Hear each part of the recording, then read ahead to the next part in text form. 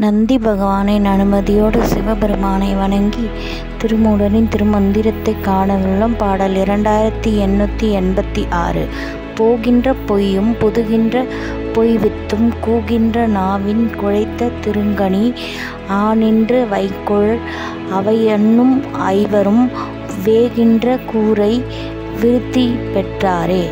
இதன் அர்த்தம் என்னவென்றால், புலன்கள் அனுபவிக்கும் பொய்கள், அவை உட்செல்லும் மாயங்கள் மற்றும் நாவால் பேசப்படும் அறியாத விஷயங்கள்.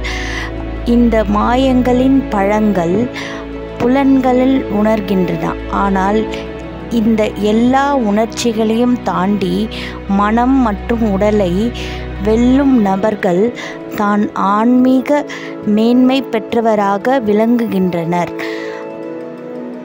புலன்களை வெல்வதே ஆன்மீக வளர்ச்சிக்கான பாதை. அவற்றை தாண்டினால்தான் இறைவனை அடைய முடியும்.